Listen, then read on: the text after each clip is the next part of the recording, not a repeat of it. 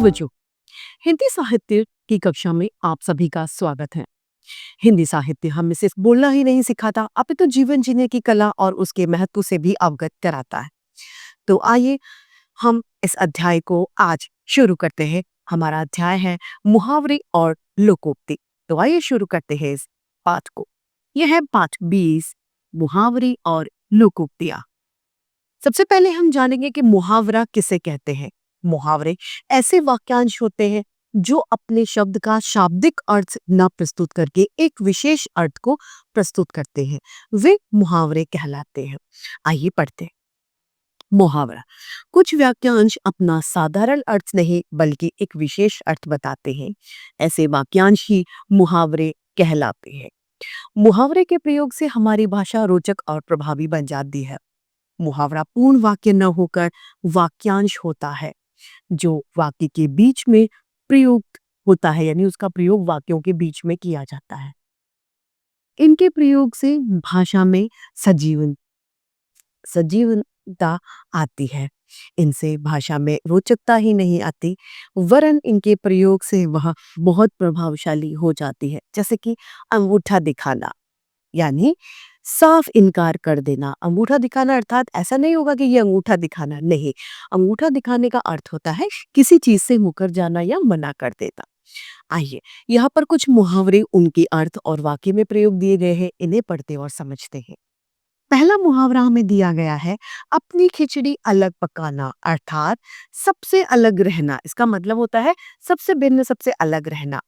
वाक्य में प्रयोग हुआ, मानव हमेशा अपनी खिचड़ी अलग पकाता है, वह कभी मिलकर काम नहीं करता, यानी वो एकजुट नहीं रहता किसी के साथ।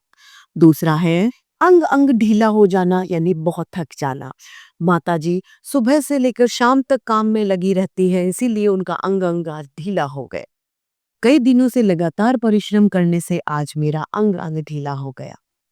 तीसरा है अपना उल्लू सीधा करना, यानी अपना काम निकलवाना, यानी अपना मतलब पूरा हो जाना।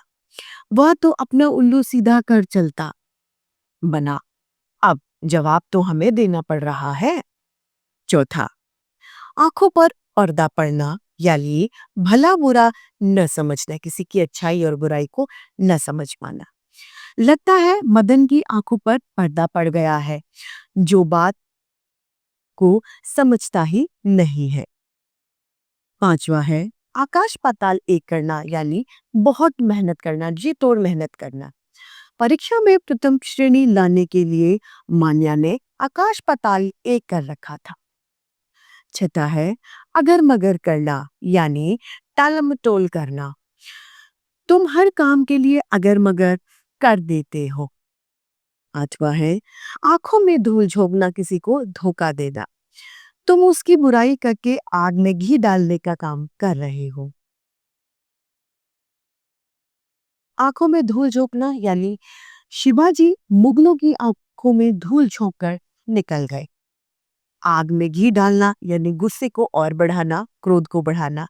तुम उसकी बुराई करके आग में घी डालने का काम कर रहे हो। आंखें चुराना, सामने आने से बचना, यानी जब से विलपुल ने घड़ी चुराई थी तभी से वह तुमसे आंखें चुराता है। अक्ल का दुश्मन होना, यानी महामूर्ख होना, पागल होना।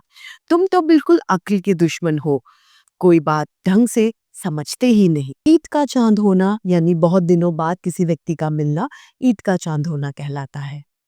भाई जब से तुम नौकरी करने लगे हो उसके बाद से ईद का चांद हो गए हो। एड़ी चोटी का जोर लगा देना, यानी पूरी शक्ति लगा देना। बूढ़े व्यक्ति ने उस पत्थर को हटाने के लिए एड़ी चोटी का जोर लगा दिया, लेकिन वह हिला भी नहीं। उगल देना, यानी सब बता देना। पुलिस की मार पड़ते ही चोरों ने सारा भेद उगल दिया। कमर कसना, यानी पूरी तरह तैयार होना। अब कमर कस लो, इस बार तुम्हें कक्षा में प्रथम यानी फर्स्ट आना है। अगला कोलू का बैल होना, यानी बहुत ज्यादा परिश्रमी होना, बहुत ज्यादा मेहनती किसी व्यक्ति का होई। गरीब गोपाल अपने बच्चों के सुखद भविष्य के लिए दिन रात कोलू की बैल की तरह खेतों में काम करता है। 16 खून पसीना एक करना यानी कड़ी मेहनत करना। 2 वक्त की रोटी कमाने के लिए मजदूर को खून पसीना एक करना पड़ता है। गले का हार होना यानी बहुत ज्यादा प्रिय यानी बहुत ज्यादा प्यारा होना। प्रिया अपने माता पिता के गले का हार है। घी के दिए जलाना यानी खुशियां मनाना। दोनों बेटों के विदेश से सकुशल लौटने पर उसके माता पिता ने घी के दिए जलाए। घाट घाट का पानी पीना यानी अनुभव प्राप्त होना। उसे मूर्ख बनाना संभव नहीं क्योंकि उसने घाट घाट का पानी पी रखा है। घोड़े बेचकर सोना यानी निश्चित हो जाना। लो परीक्षा समाप्त हो गई, अब मजे से घोड़े बेचकर सो जाना। जले पर नमक छिड़कना यानी दुखी को और भी ज्यादा दुखी करना। एक तो माया पहले ही दुखी है, उस पर तुम उसे मूर्ख बताकर जले पर नमक छिड़क रहे हो। टस से मस ना होना यानी अपनी बात पर अड़े रहना, अडिग रहना। उसे कितना ही समझा लो वह टस से मस नहीं होने वाला है। टेढ़ी खीर होना यानी कठिन कार्य का होना। इतनी महंगाई में घर चलाना महिलाओं के लिए टेढ़ी खीर है। टांग अड़ाना यानी रुकावट डालना। हमें दूसरों के घरेलू मामलों में टांग नहीं अड़ानी चाहिए। ठोकरें खाना यानी कष्ट सहना। जो लोग जीवन में ठोकरें खाते हैं वही बाद में सफलता प्राप्त करते हैं। लोकोक्ति किसे कहते हैं? लोकोक्ति क्या है?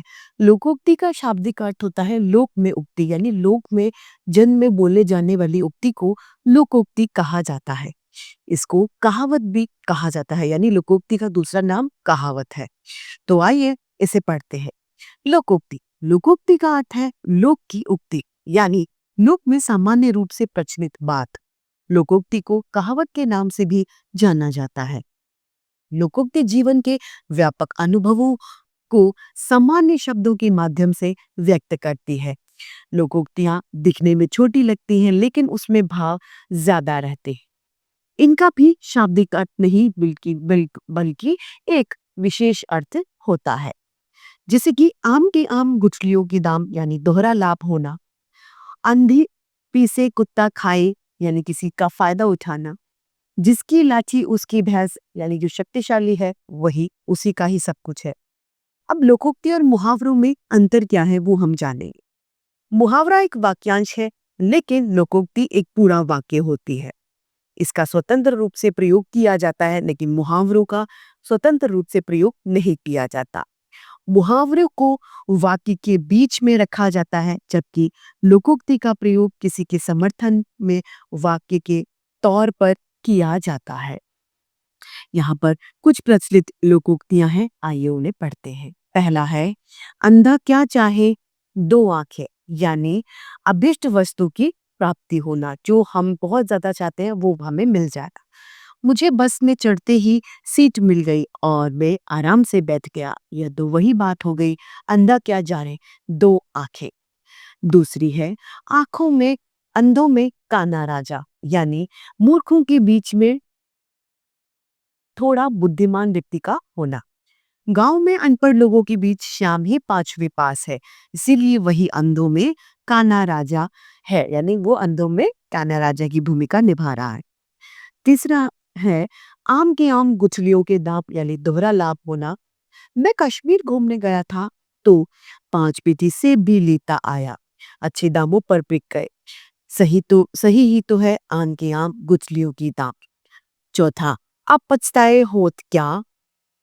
जब चिड़िया चुग गई खेत यानी समय बीत जाने पर पछताना बेकार होता है। पूरा वर्ष तो तुमने खेलकूद में ही बिता दिया और अब अनुत्तीर्ण होने पर रो रहे हो। किसी ने ठीक ही कहा है, अब पछताए होत क्या जब चिड़िया चुग गई खेत। पांचवा आ बैल मुझे मार यानी जानबूझकर संकट मोल लेना। मुझे क्या पड़ी है जो मैं उसके झगड़ों में पड़कर व्यर्थ बदनाम हूं। यह तो वही बात होगी कि आ बैल मुझे मार। ऊंची दुकान फीके पकवान अर्थात दिखावा ज्यादा और वास्तविकता का कम होना। पारस की बड़ी बड़ी बातों पर भरोसा मत करना। उसके बारे में यह सही है कि ऊंची दुकान और फीके पकवान। उल्टा चोर कोतवाल को डांटे, अर्थात अपनी गलती स्वीकार कर पूछने वालों पूछने वाले को ही दोषी बताना। एक तो तुमने मेरा फोन चुरा लिया और मुझे ही झगड़ा करने मुझे ही झगड़ा करने का आरोपी बता रहे हो। इसी को कहते हैं उल्टा चोर कोतवाल को डांटे। एक तो करेला दूजे नीम पर चढ़ा, यानी एक दोष के साथ में दूसरा दोषों का भी मिलना, यानी बुरे का और ज्यादा बुरा होना। एक तो वह पहले ही कमजोर था, ऊपर से शराब पीने लगा, यह तो वही बात हो गई। एक तो करेला, दूसरा नीम चढ़ा। नमा, एक मछली सारे तालाब को गंदा कर देती है, अर्थात किसी एक के बुरे काम से सारे समूह की बदनामी हो जाती है। पुस्तक तो कपिल ने चुराई और बदनामी सारी कक्षा की हुई। इसीलिए तो कहते हैं कि एक मछली सारे तालाब को गंदा कर देती है। 10वां, एक हाथ से ताली नहीं बजती, झगड़ा एक ओर से नहीं होता। तुमने भी तो उसे कुछ कहा होगा, तभी तो झगड़ा हुआ। ठीक ही तो कहा गया है, एक हाथ से ताली नहीं बजती। एक अनार 100 बीमार, एक वस्तु और ग्राहक उनके खरीदने वाले ज्यादा। अचानक एक सरकारी पद के लिए सैकड़ों आवेदन आते हैं। किसी ने ठीक ही कहा कि एक अनार और 100 बीमार। सहज पके सो मीठा होए, यानी आराम से किया गया कार्य हमेशा ही अच्छा होता है। निरंतर परिश्रम करने निरंतर परिश्रम करने का परिणाम हमेशा अच्छा होता है, इसीलिए कहा जाता है कि सहज पके सो मीठा होए। 13, चोर की दाढ़ी में तिनका, अपराधी स्वयं डरता है, यानी जब मीरा के कंगन गायब हुए तो आशा स्वयं ही सफाई देने लगी। इससे तो यही लगता है चोर की दाढ़ी में तिनका। खोदा पहाड़ निकली चुहिया, यानी ज्यादा परिश्रम का लाभ कम। मनीष ने सारे दिन मेहनत करी और शाम को 50 रुपए ही उसे मजदूरी मिली। यह तो वही बात हुई कि खोदा पहाड़ और निकली चुहिया। 15, जिसकी लाठी उसकी भैंस, अर्थात बलवान की ही जीत होती है। आज के युग में गरीब व्यक्तियों को कहीं भी उसका हक नहीं मिलता। यह तो आज तो जिसकी लाठी उसकी भैंस, वही बात चरितार्थ होती है। इसी के साथ में हमारा ये अध्याय समाप्त होता है। आइए संक्षेप में इस अध्याय के महत्वपूर्ण बिंदुओं को दोहरा लें, जाने कि हमने इस अध्याय से क्या सीखा। मुहावरा ऐसा वाक्यांश होता है जिसके शब्दों को विशेष अर्थ जिसके शब्दों को विशेष अर्थ में लिया जाता है। मुहावरा वाक्य के बीच में आता है। मुहावरे के प्रयोग से भाषा भाषा रोचक और सुंदर बनती है।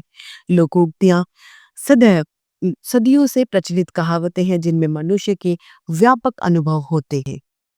लोकोक्ति पूरा वाक्य होती है, इनका स्वतंत्र रूप से प्रयोग किया जाता है। तो इसी के साथ हमारा ये अध्याय समाप्त होता है। मैं उम्मीद करती हूँ आप सभी को ये समझ में आया होगा। आज के लिए इतना ही, फिर मिलते हैं। धन्यवाद।